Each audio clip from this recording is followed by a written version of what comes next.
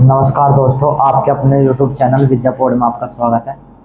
ये हम Indian geography चला रहे थे, तो उसमें हमारा चैप्टर 1 हो चुका था।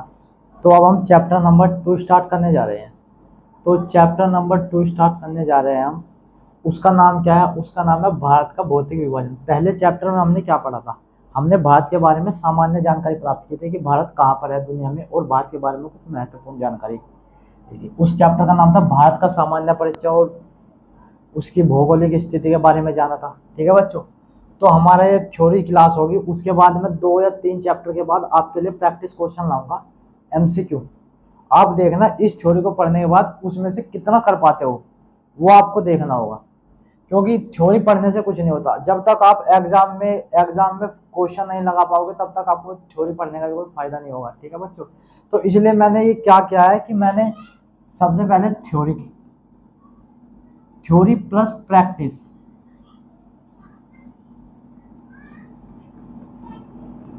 थ्योरी प्लस प्रैक्टिस सेट लगवाऊंगा मैं आपसे। तो इससे आपका क्या होगा कि आपकी थ्योरी भी मजबूत होती चली जाएगी, और आपको कितने तरीके से क्वेश्चन को घुमाया जा सकता है उस वो प्रैक्टिस सेट में देगा।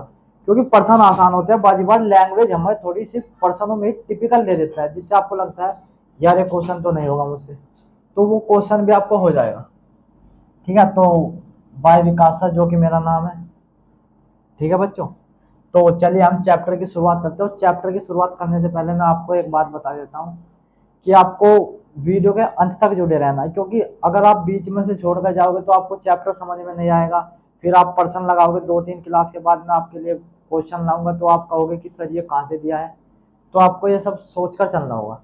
ठीक है बच्चों, तो हम अपने चैप्टर की शुरुआत करते हैं। तो हमारी जो हेडिंग होगी, सबसे पहले वो होगा भारत का भौतिक विभाजन। भारत के भौतिक विभाजन में आप ये मैप लग रहा है इंडिया का, आप देख सकते हो। तो इसमें भारत को कितने तरीके से बांटा गया है? किसी किताब में 5 तरीके से बांटा गया है, किसी किताब में 6 तरीके से बांटा गया है। ठीक है बच्चों, तो किसी किताब में 5 तरीके से, किसी किताब में 6 तरीके से बांटा गया है। तो आप देख सकते हो कि इसमें 5 तरीके कौन कौन से हैं। आप देख सकते हो, पहले उत्तर पर्वतीय क्षेत्र, उत्तर पर्वतीय क्षेत्र होगा पहला। और उसके बाद क्या होगा? थार का मरुस्थल, नंबर 2। नंबर 3, उत्तर भारत का विशाल मैदान, नॉर्दर्न प्लेन्स ऑफ इंडिया। फिर उसके बाद आप देख सकते हो प्लेटू का आता है, पेनिनसुलर प्लेटू, प्रायद्वीपीय पठार भारत के। और उसके बाद आता है आपका वेस्टर्न कोस्टल प्लेन, यानी कि आपके ये वाले प्लेन, और ईस्टर्न कोस्टल प्लेन, यानी कि आप इन दोनों को मिलाकर क्या बोल सकते हो? तटीय मैदान बोल सकते हो। उस तटीय मैदानों के बाद एक और माना जाता है, जो कि तटीय मैदानों के अंतर्गत ही पढ़ाया जाता है आपको। उसका नाम है द्वीप समूह, द्वीप समूह वाला। जैसे लक्षद्वीप हो गया, अंडमान एंड निकोबार हो गया, तो ये द्वीप समूह है। ठीक है बच्चों, तो अब हम चलते हैं, पहले देखते हैं कि इसका अध्ययन किस विज्ञान में किया जाता है। क्योंकि ज्योग्राफी को भी अलग अलग डिवीजन में बांटा गया है। क्योंकि अध्ययन की दृष्टि से बांटते हैं हम, हर सब्जेक्ट को बांटते हैं कि फिजिक्स, केमिस्ट्री, बायो में बांटा हमने साइंस को।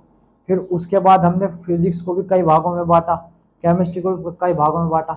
तो इसीलिए हमने जो किया कि भूगोल को भी, इसकी एक नई शाखा होती है, इसकी एक नई शाखा होती है, उसे बोलते हैं भू आकृतिक विज्ञान। भू आकृतिक विज्ञान कैसा होता है? भू माने भूमि, आकृतिक माने आकृति।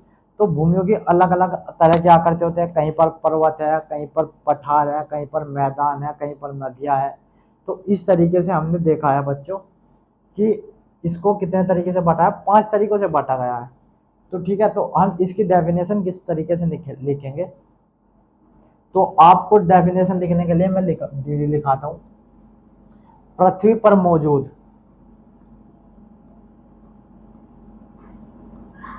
पृथ्वी पर मौजूद, पृथ्वी पर मौजूद भूमि आकृति के आधार पर पृथ्वी के अध्ययन को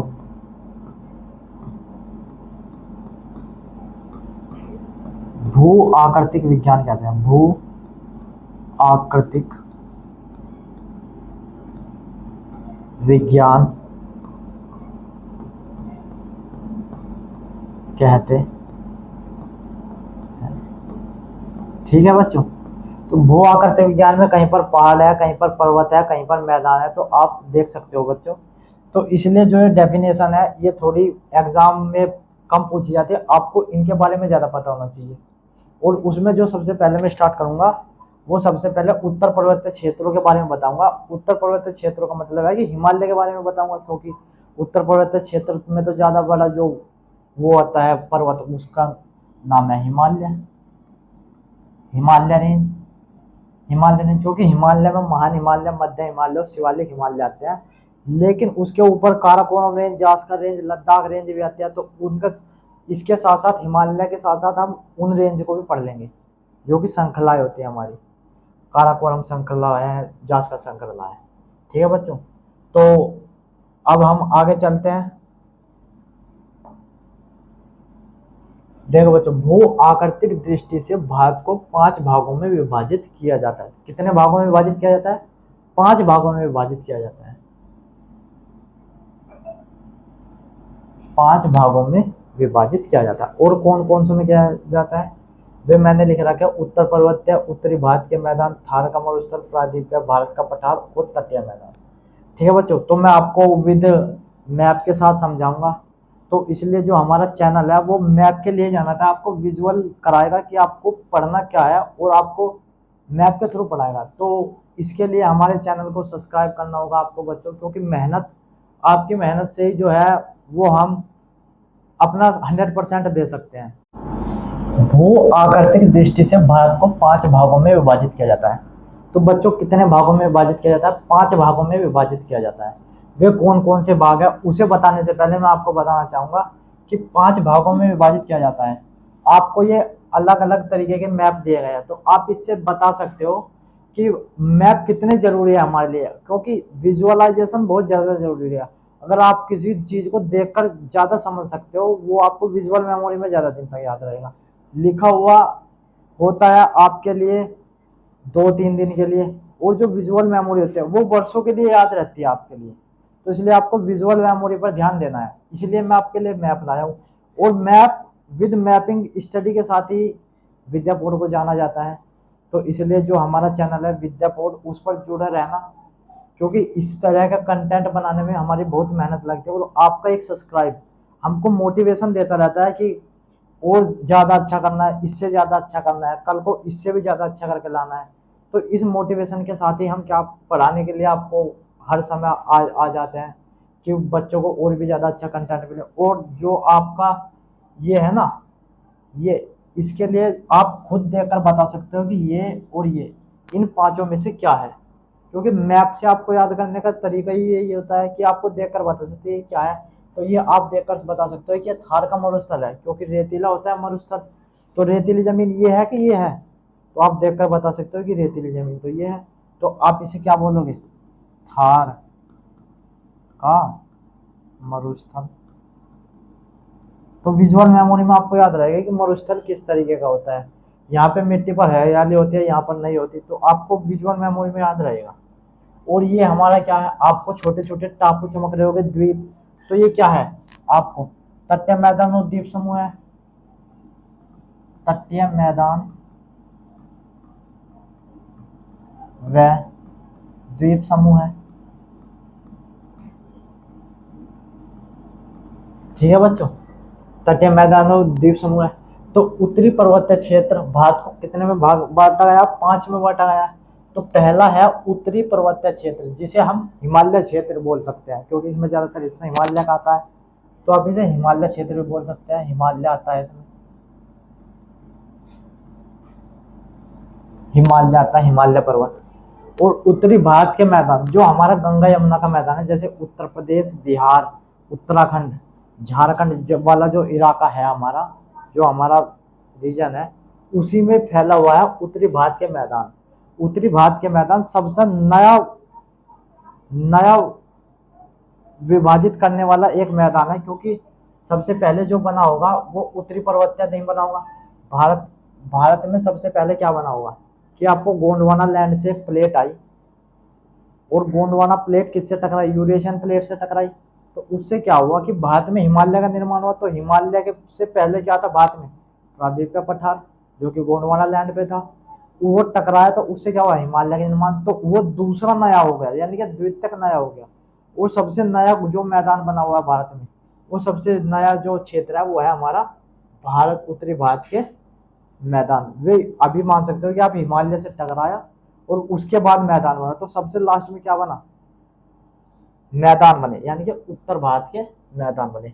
और मरुस्थल, मरुस्थल जहाँ पर पवने नहीं आती, पवने नहीं आती तो वहां पे बादल नहीं बनते, और बादल नहीं बनते तो इस वजह से क्या होता है, आपको यहाँ पर मानसून भी नहीं देखने के लिए मिलता। इसलिए यहाँ क्या होता है, बारिश नहीं हो पाती।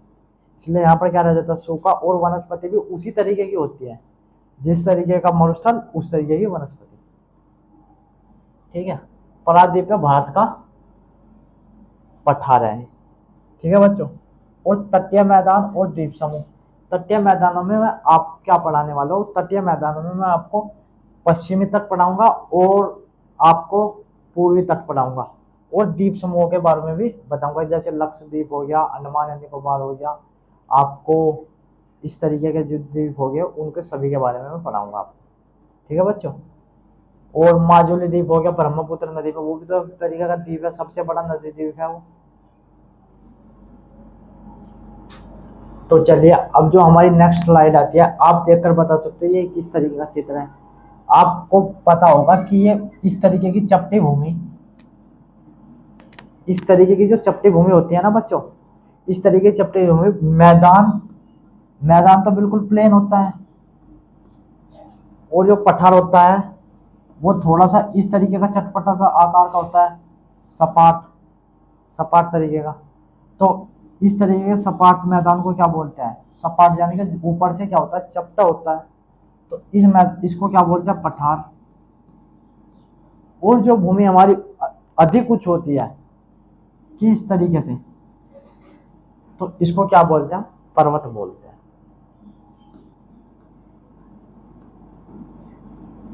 तो इस तरीके की भूमि को हम क्या बोलते हैं, पर्वत बोलते हैं बच्चों। ठीक है बच्चों। तो ये क्या हुआ, ये पठार के अंतर्गत आया। तो ये हमारी इमेज किसकी, पठारी। ठीक है बच्चों। अब आप इधर आ जाओ, ये मैदान मैंने आपको क्या बताया था कि ये कौन सा मैदान है, ये उत्तरी भारत का मैदान है। उत्तरी भारत का सबसे ज्यादा फर्टाइल लैंड है, दुनिया में भी आप मान सकते हो कि सबसे ज्यादा फर्टाइल लैंड है। यूपी, बिहार, नेपाल और पाकिस्तान से में भी है ये, और इधर भी है बांग्लादेश में। क्योंकि अंग्रेजों ने सबसे ज्यादा अधिकार कहाँ पे जमाया था, पश्चिम बंगाल में। तो क्यों जमा था, क्योंकि फर्टाइल लैंड था और समुद्र से लगा हुआ था। तो इस तरीके से आके अंग्रेज यहाँ पर आ गए थे, क्योंकि फर्टाइल लैंड था। ठीक है बच्चों। तो अब हम पढ़ेंगे कि आपको फर्टाइल लैंड समझ गया कि ये फर्टाइल लैंड है, और ये कौन सा लैंड है, उत्तर भारत का मैदानी क्षेत्र। और उत्तर भारत के मैदानी क्षेत्र में दो प्रमुख नदियां कौन कौन सी बहती है, इसे हम दूसरे नाम से भी जानते हैं। वो नाम है आपका गंगा यमुना का दोआब क्षेत्र। गंगा यमुना के दोआब, क्योंकि जो एक नदी आती है गंगोत्री से निकलकर, जिसे बोला जाता है गंगा, तो वहां से आती है गंगा नदी आती है। ये कहाँ पे गिरती है, ये यहाँ पे गिरती है बच्चों, सुंदरवन डेल्टा बनाती है, सुंदरवन डेल्टा, सुंदरवन डेल्टा बनाती है।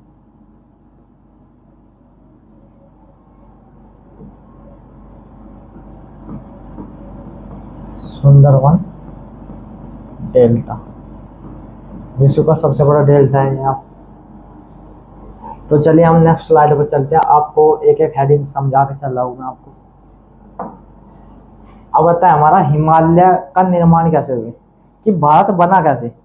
अब मैं आपको भारत बनाने से पहले मैं आपको एक सिद्धांत देना चाहूंगा कि आप प्लेट किस तरह की होती है। प्लेट, आपको खाने वाली प्लेट याद आ रहेगी, लेकिन भूगोल में भी एक प्लेट चलती है।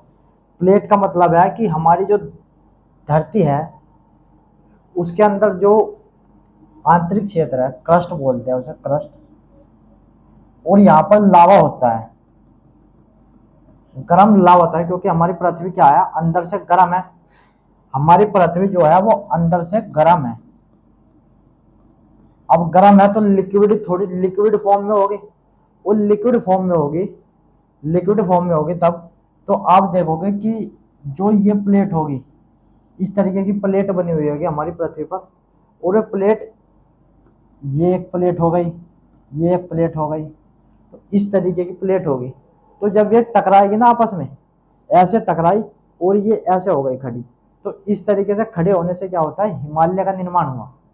कि एक ट्रैक, एक जो प्लेट आई वो आई यूरेशियन प्लेट, दूसरी आई गोंडवाना प्लेट, और टकराने से किस तरीके का निर्माण हुआ, हिमालय का निर्माण हुआ। तो ऐसे एक प्लेट आई और एक दूसरी प्लेट आई, इस प्लेट को क्या बोलते हैं हम, इस प्लेट को बोलते हैं हम गोंडवाना प्लेट, गोंडवाना लैंड। और ये क्या है, ये आपका Eurasian plate, Eurasian plate, Eurasian plate. तो भारत, अभी मैं आपको अच्छे तरीके से समझाता हूँ।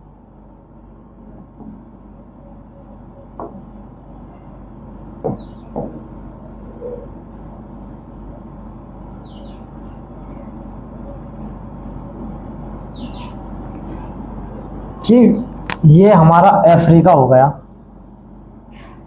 ये हमारा अफ्रीका हुआ। अफ्रीका के ऊपर क्या है, यूरोप है।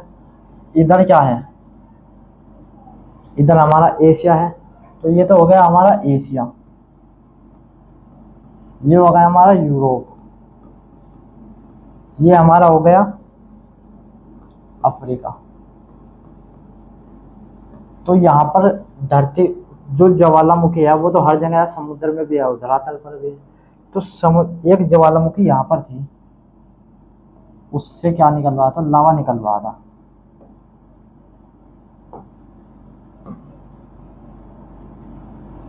एक ज्वालामुखी,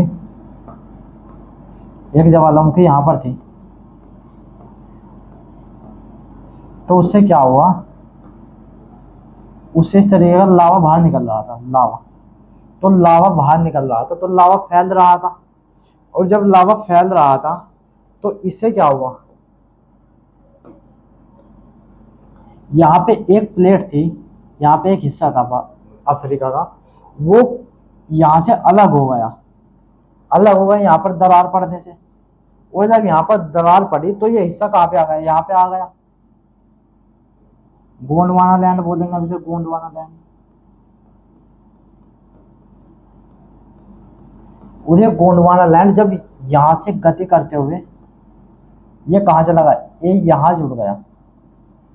और जैसे ही ये गोंडवाना लैंड यहाँ पर जुड़ा, ये गोंडवाना लैंड में प्रायद्वीप पर पता चलता है, यहाँ पे वो हुआ, टकराया। तो ये हमारी कौन सी प्लेट थी इसकी, एशिया वाले यूरेशियन प्लेट, और जो इस वाले की थी वो कौन सी थी, गोंडवाना लैंड। तो जब दोनों टकराई तो आपस में टकराने से क्या हुआ कि हिमालय का निर्माण हो गया। और जैसे हिमालय का निर्माण हुआ तो यहाँ पर ऊंचे ऊंचे क्या बन गए, हिमालय क्षेत्र बन गया। ऊंचा ऊंचा क्या बन गया, हिमालय क्षेत्र बन गया। तो हिमालय क्षेत्र इस तरीके से बना हमारा, जो कि हमारा पहला सिद्धांत है, जिसे बोलते हैं हम प्लेट विवर्तनिक सिद्धांत। यानी कि प्लेटों का टकराने का जो सिद्धांत है, विवर्तन होता है प्लेटों का, उसलिए क्या होता है, प्लेट विवर्तनिक सिद्धांत। ठीक है बच्चों, तो इस तरीके से मैंने आपको समझाया। अब दूसरा भी कई कई मान्यता है, जो कोबर हमारे साइंटिस्ट थे उन्होंने नया वो दिया, नया सिद्धांत दिया कि भाई इस तरीके से तो नहीं हो सकता। तो उन्होंने अपना नया सिद्धांत दिया। उन्होंने कौन सा सिद्धांत दिया, उन्होंने दिया भू संतति का सिद्धांत बाय कोबर साइंस। ये हमारे साइंटिस्ट थे, उन्होंने अलग सिद्धांत दिया। तो उनका कहना क्या था, उनका कहना यह था कि एक यहाँ पर एक प्लेट थी और यहाँ पर एक प्लेट थी, यहाँ से क्या हुए, छिद्र हुए। जैसे छिद्र हुई तो उससे क्या हुआ, पानी भर गया, और पानी भरने से जो धरती टूटती है ना, उस तरीके से टूटी। और ये ऐसे समझ सकते हो आप कि यहाँ पर भी एक वो थी प्लेट, और यहाँ पर भी एक प्लेट थी, यूरेशियन प्लेट। तो जैसे ही क्या हुआ, यहाँ पे बीच में क्या था, यहाँ पे बीच में पानी था, यहाँ बीच में क्या था, पानी था, समुद्र जल था।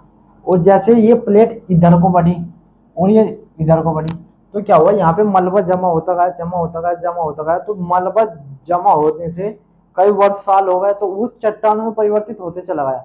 तो इससे हमारा हिमालय का निर्माण हुआ। तो ये कौन सा सिद्धांत बोलता है? ये बोलता है हमारा भू संतति का सिद्धांत, यानी कि भूमि के उठने का सिद्धांत। तो इसे क्या बोलता है? भू संतति का सिद्धांत। यह बोलता है कि एक भूमि हमारी नीचे को गई, ये भूमि भी हमारी नीचे हो गई, तो जैसे नीचे को गई, दोनों नीचे हो गई तो ये ऊपर को उठ गई। बल्कि ये बोलता है कि ये एक दूसरे टकराई, वो ऊपर को उठ गई, दोनों एक दूसरे के विरुद्धाभास से लगते हैं। ठीक है बच्चों। तो अब हम हिमालय के बारे में जानेंगे कि हिमालय का निर्माण तो मैंने बता दिया आपको किस तरीके से हुआ। ये आप हिमालय के बड़े बड़े पहाड़ देख सकते हो। ठीक है बच्चों। तो ये क्या है? नवीनतम वलित पर्वत है, क्योंकि इस जो ये पर्वत है ना, इसको और पर्वतों के कंपैरिजन में ज्यादा टाइम नहीं हुआ बने हुए। तकरीबन हो गया होगा, जितने पर्वत है उनसे पहले ही, बाद में ही हुआ होगा इसका। तो नवीनतम वलित, वलित बोलते हैं उसे मोरदार पर्वत, क्योंकि ये मोरदार पर्वत है, लंबे है। ठीक है। तो नवीनतम वलित पर्वत है। दुनिया का सबसे बड़ा पर्वत भी यहीं पर है, जिसे माउंट एवरेस्ट बोलते हैं। Mount Everest. Mount Everest.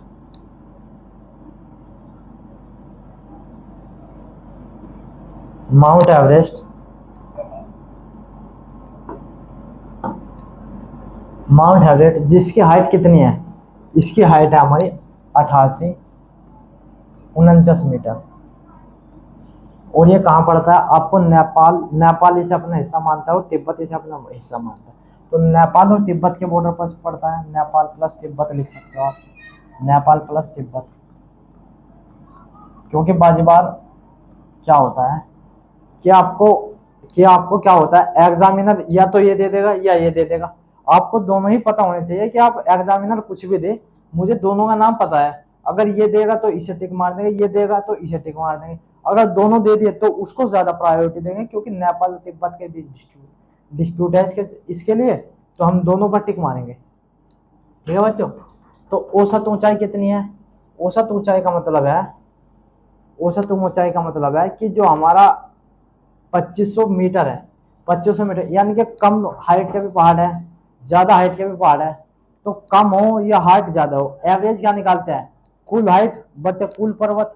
उससे कुल हाइट बटे कुल पर्वत से हमने एवरेज हाइट कितनी आई? 2500 मीटर। और उससे क्या होता है? माउंट एवरेस्ट है उसके 88-49 है। अब आप समझोगे कि 2500 मीटर ये कहाँ से आ गया? 88-49 ये सबसे बड़ा है हमारे लिए। इससे जो 2500 एवरेज हाइट है, इससे छोटा भी होगा कोई, तो इन दोनों का क्या लिया है हमने? एवरेज लिया है। तो इसलिए क्या है? 2500 मीटर आया है। आपको समझना पड़ेगा, जिसको गणित का औसत आता है वो बहुत जल्दी समझ गया कि एवरेज औसत ऊंचाई क्या है। ठीक है बच्चों। तो जो मैंने इतना समझाया, ये आपको थ्रू मैपिंग के लिए अच्छा लगता है बच्चों, इसलिए मैं लाता हूँ कि बच्चों का स्टडी में जो है वो मन लगा रहे, क्योंकि पढ़ाई में मन लगाना बहुत जरूरी है। ठीक है बच्चों। तो हम अगली हेडिंग पर चलते हैं, हिमालय का विस्तार। अब हम देखेंगे कि हिमालय का जो विस्तार है वो विस्तार किस तरीके से, कि कहाँ कहाँ फैला हुआ है, पूरे भारत में फैला हुआ है कि कहाँ फैला हुआ है। अब आप देख सकते हो कि ये हमारे इंडिया का मैप है।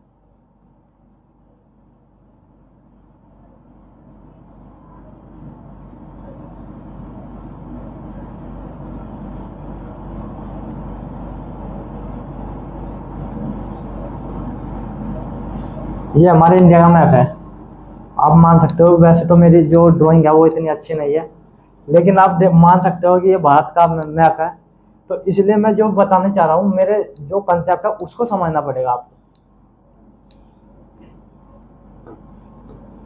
कि हिमालय कहाँ पर पड़ता है। आप देख सकते हो कि हिमालय यहाँ पर जो ये रेंज है, इस तरीके से 3 रेंज आती है। और यहाँ पर एक हिमालय आता है महान हिमालय, उसके नीचे आता है मध्य हिमालय, उसके नीचे आता है हमारा शिवालिक हिमालय। और जब यहाँ पर वहां पर पहुंचता है अरुणाचल प्रदेश में, उससे क्या होता है? एक मोड़ आता है, इस तरीके से मुड़ जाती है हमारी श्रृंखला, इस तरीके से मुड़ जाती है। इसलिए क्या होता है? यहाँ पर एक जोजिला दर्रा पड़ता है, उस जो अरुणाचल प्रदेश में जोजिला दर्रा पड़ता है, जोजिला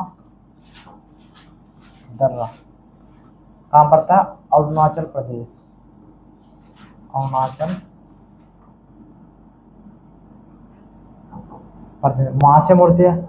तो भारत का जो बॉर्डर तय हुआ है वो यहाँ से तय हुआ है, मतलब इससे आगे क्या चल जाता है, म्यांमार चल जाता है। ठीक है बच्चों, तो ये चलता है। अब जो हमारे ये है, आपको समझ में आ गया। तो अब यहाँ पे क्या हुआ, ये कहाँ पे गिरा हो, ये कहाँ पर समाप्त हुई, ये यहाँ पर समाप्त हुई, यानी कि म्यांमार तक जाते हैं। अब हम देखेंगे कि जो ये है, ये है, ये है, हिमालय का कौन कौन सा हिस्सा है। हिमालय के सभी हिस्से नहीं है, सभी रेंज हिस्से नहीं है, क्योंकि इसके बाद में कुछ छोटी मोटी रेंज आती है, उसके बाद में कुछ छोटी छोटी रेंज आती है। और यहाँ पे पहाड़ सबसे बड़े यहाँ मिलेंगे, उसके बाद उससे छोटे, उसके बाद उससे छोटे, सबसे छोटे कहाँ मिलते हैं, हमारे यहाँ एक जगह पड़ती है कि सुक्करताल। सुक्करताल है, वहां पर भी छोटे छोटे पहाड़ दिख जाएंगे आपको। लेकिन आप जैसे उत्तराखंड में आगे बढ़ते जाओगे, आगे बढ़ते जाओगे, हरिद्वार, हरिद्वार से आगे बद्रीनाथ, केदारनाथ, तो क्या होता है, जो पहाड़ों की हाइट है ना, पर्वतों की हाइट है, वो बढ़ती जाती है। तो इसलिए हमारा जो पहाड़ है वो तो मैदानी क्षेत्र के बिल्कुल लगा हुआ है। तो आप देख सकते हो हमारा जो हिमालय ये है, हिमालय श्रृंखला है, वे 3 है। कौन कौन सी, पहली जो ये है, इसको यहाँ बोलते हैं महान हिमालय बोलते हैं, महान हिमालय, महान हिमालय।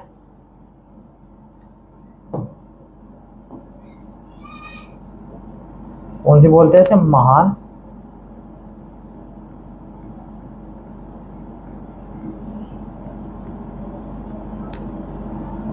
महान हिमालय बोलते हैं। उसके जो नीचे होती है वो कौन सी है, मध्य हिमालय,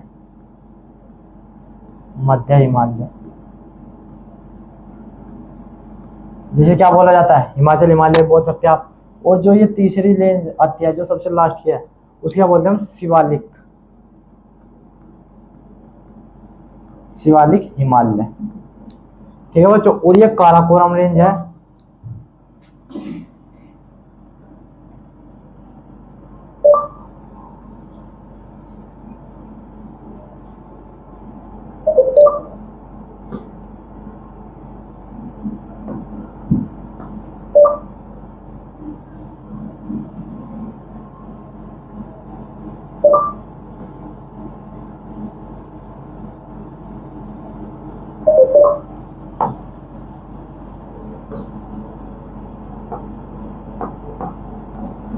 ठीक है बच्चों। तो ये कौन सी रेंज है हमारी, काराकोरम रेंज, काराकोरम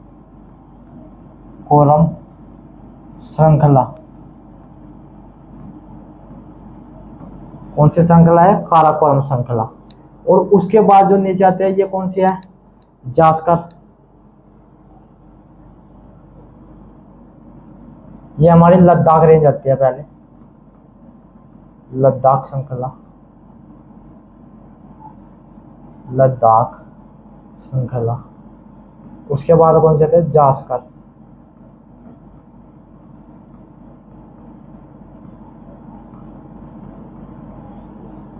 ठीक है बच्चों, इस तरीके से आती है हमारी। और इस तरीके से मैंने बता दिया, इसका दूसरा नाम हिमाद्री है, इसका हिमाचल हिमालय, और इसका शिवालिक है। ठीक है बच्चों, तो इस तरीके से हमारे हिमालय का विस्तार है, क्योंकि पूर्वी राज्यों में इस तरीके से है, और यहाँ पर उत्तराखंड, यूपी, नेपाल, और आपका बिहार में भी है, क्योंकि ऊपरी हिस्से में है, सिक्किम में है, क्योंकि सिक्किम में दूसरी सबसे बड़ी पर्वत चोटी है, K2 कंचनजंगा वहीं पर है। ठीक है बच्चों, तो चलते हैं हम अगली स्लाइड पर। अब हम चलते हैं हिमालय को, हिमालय के भाग। अध्ययन की दृष्टि से हमें हिमालय को बांटना पड़ेगा, ऐसे तो हम अध्ययन नहीं कर सकते। तो इसलिए हमने क्या किया, हिमालय को 3 भागों में बांटा है। कौन कौन से हैं, नंबर 1, नंबर 2 और नंबर 3। महान हिमालय, जिसे हिमाद्री बोला जाता है, मध्य हिमालय, जिसे हिमाचल हिमालय बोलते हैं, हिमाचल बोलते हैं। हिमाचल का मतलब हिमाचल प्रदेश से मत समझ लेना आप, इसे हिमाचल हिमालय बोला जाता है।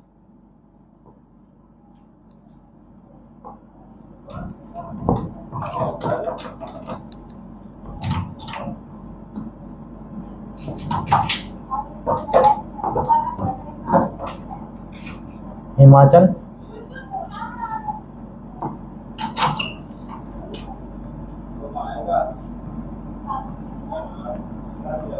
हिमाचल हिमालय। ठीक है बच्चों, क्योंकि आप इसे हिमाचल प्रदेश नहीं समझ सकते, क्योंकि हिमाचल हिमालय कहा जाता है और शिवालिक कहा जाता है। शिवालिक जो तीसरी रेंज आती है हमारी वो शिवालिक आती है। ये इनकी हाइट सबसे ज़्यादा इस पर होती है और बर्फबारी भी सबसे ज़्यादा इस पर होती है। फिर उसके बाद ये आता है, उसके बाद ये आता है। और ज़्यादातर जो नदियाँ निकलती है वो हमारी महान हिमालय से निकलती है। ठीक है बच्चों। और मध्य हिमालय में क्या होता है, मध्य हिमालय में हमारी श्रृंखलाएं बनती है, अलग अलग श्रृंखलाएं बनती है हमारी मध्य हिमालय में। और शिवालिक के बारे में मैं बताऊंगा। अब आती है हमारी महान हिमालय और हिमाद्री के बारे में हमें कुछ जानना पड़ेगा, क्योंकि इतना तो हम छोड़ नहीं सकते कि बताकर छोड़ दे, क्योंकि एग्जामिनर अंदर तक जाता है, टॉपिक के बहुत अंदर तक चला जाता है। तो आपको क्या करना है, आपको उतने ही डीप तक जाना है जितने डीप तक मैं ले जाता हूँ, क्योंकि उससे ज़्यादा डीप भी एग्जामिनर नहीं पूछता और इससे ऊपर ऊपर कभी नहीं पूछता। जिस रेंज में मैं ले जा रहा हूँ उसी पर जाओ बस आप, क्योंकि एग्जाम में जो ये डाटा लिया है मैंने, ये पीवाईक्यू बेस लिया है, पीवाईक्यू बेस उठाया डाटा। ठीक है। तो महान हिमालय दीवार नुमा आकृति जैसा है। आपको आकृति पता है, दीवार नुमा का मतलब है कि उसमें श्रृंखलाएं नहीं बनती, वो लगातार है, क्योंकि उससे नदियाँ निकलती है। जो हमारा मध्य हिमालय उससे श्रृंखला बनती है, क्योंकि नदियाँ काट देती है पहाड़ों को, तो उससे क्या होता है, उसे अलग अलग रेंज में बांट देती है। इसकी लंबाई क्या है, 2500 किलोमीटर लंबाई दी है, 2500 किलोमीटर, यानी कि जो लंबाई है इस तरीके से लंबे लंबे वहाँ, तो ये कितनी है, 2500 किलोमीटर। औसत ऊंचाई, औसत ऊंचाई का मतलब है कि कुछ बड़े पहाड़ है कुछ छोटे पहाड़ है, उसकी टोटल औसत ऊंचाई मिलाकर कितनी दी है, 6000 मीटर। बर्फ से ढके पहाड़, बर्फ से ढके हुए पहाड़ होंगे, क्योंकि जो सबसे ज्यादा पहाड़ बर्फबारी होती है वो किस पर होती है, महान हिमालय पर ही होती है।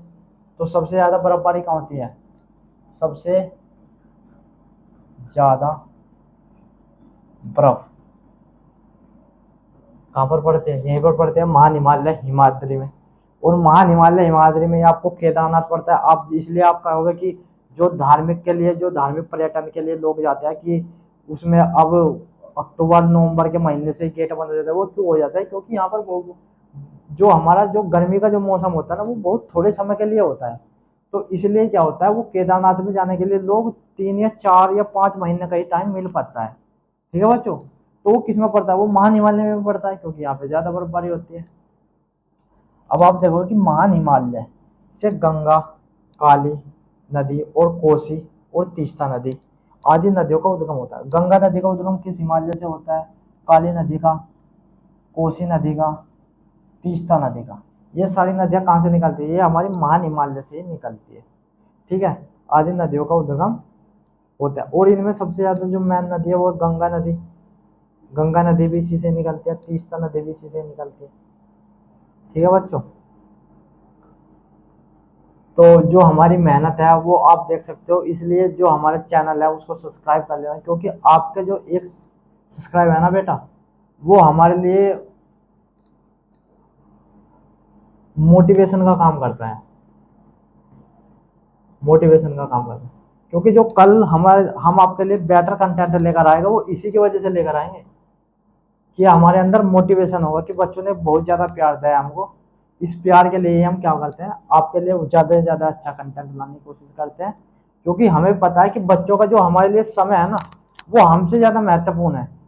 क्योंकि बच्चा एग्जाम टाइम में मेहनत करता है, वो का सोचता है, अपने टीचर पे विश्वास करके ही करता है कि टीचर हमको अच्छा पढ़ाएंगे, मैं तो अपना 100% दूंगा। लेकिन आपको भी अपना 100% देना पड़ेगा, क्योंकि जो हमारी गाड़ी है ना वो हमेशा दो पहियों से चलती है बेटा।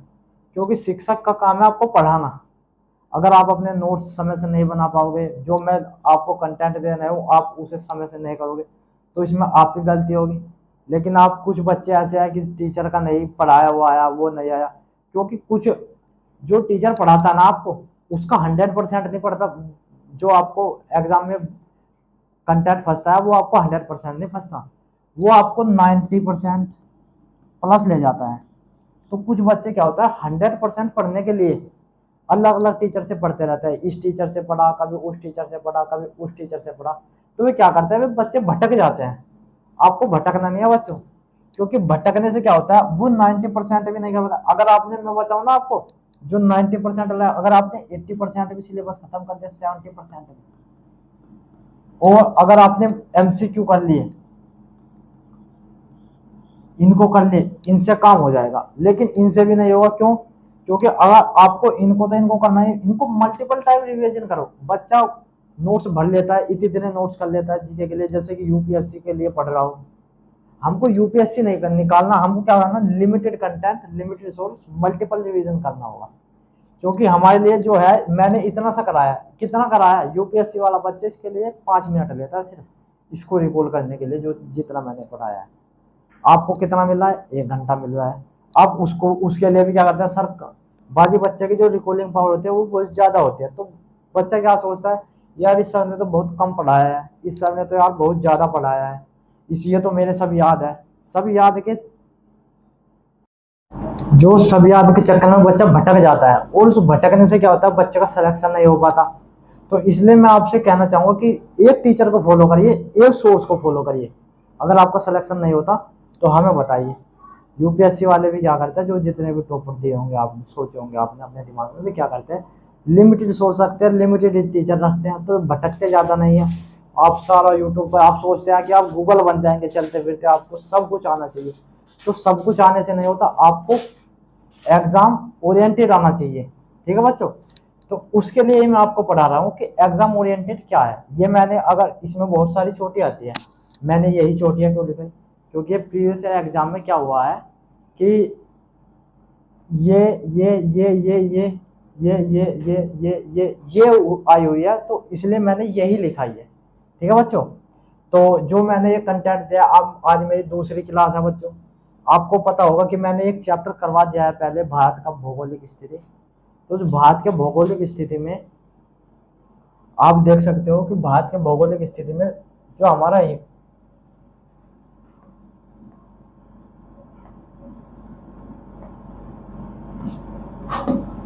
भारत की भौगोलिक स्थिति है, उसके बारे में हमने शुरू में पढ़ा था। भारत का परिचय, परिचय लिख रहा हूँ, परिचय वो हमारा नहीं होगा, भारत का ही होगा। मैंने शॉर्ट में लिखा भारत का परिचय और उसकी स्थिति, वो हमने पहला चैप्टर पढ़ा।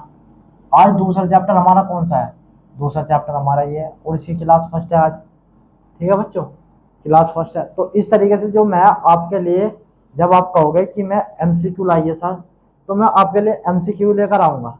ठीक है बच्चों, उसमें 4 ऑप्शन होंगे, और उसमें जो लेवल होगा ना बच्चों क्वेश्चन का, उसमें इजी भी होगा, मीडियम भी होगा, इजी भी होगा, इजी भी होगा, मीडियम भी होगा, और हार्ड भी होगा। 1-2% आपको दिमाग घुमाने वाला पर्सन दिया जाएगा। ठीक है बच्चों, तो इसके लिए आपको क्या करना पड़ेगा, हमारे चैनल पर जाना पड़ेगा बच्चों। क्योंकि आपकी एक मेहनत, मैं आपको बार बार इसीलिए बोल रहा हूँ, क्योंकि आप ही हैं हमारे लिए, हम आपसे हैं और हम आपसे हैं। ठीक है बच्चों, तो इसके लिए आपको मेहनत करनी पड़ेगी, और हम भी आपके साथ मेहनत कराएंगे, क्योंकि हम खड़े हैं आपके लिए मेहनत के लिए यहाँ पर।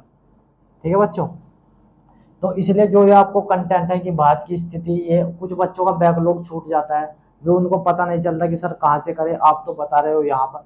तो मैं आपको अपना चैनल का नाम बता देता हूँ कि आपको कहाँ पे जाना है और कितनी क्लास हो चुकी है। आपको एक क्लास के नोट्स जरूर बनाना है, क्योंकि आपको हर टाइम फोन के सामने पढ़ते रहना, पढ़ते रहना, पढ़ते रहना, आपकी आंखें खराब हो जाएगी। इसलिए मैं कहता हूँ बच्चे नोट्स बनाओ। नोट्स सबसे बेटर होते हैं, लिखने से ज्यादा याद होता है, तो आपको लिखना पड़ेगा। तो अब मैं आपको अपना चैनल बता दूं, क्योंकि जो दूसरे सारा वे भी पढ़ाएंगे। ठीक है ना बच्चों,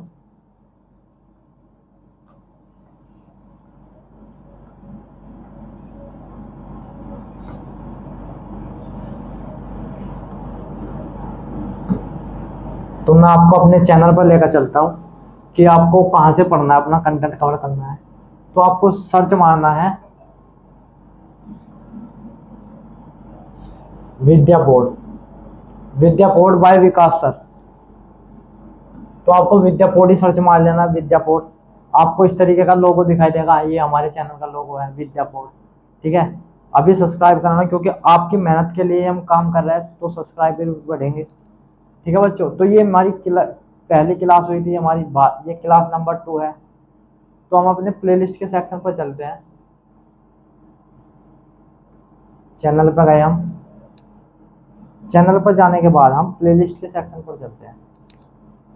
प्लेलिस्ट के सेक्शन पर गए हम, तो मेरी यहाँ पर कितनी वीडियो है, यहाँ पर 4 वीडियो है। आपको एक क्लास दिखेगी यहाँ पर, जो मेरे चैनल की, ये 2 प्रैक्टिस सेट दिखाई देंगे आपको।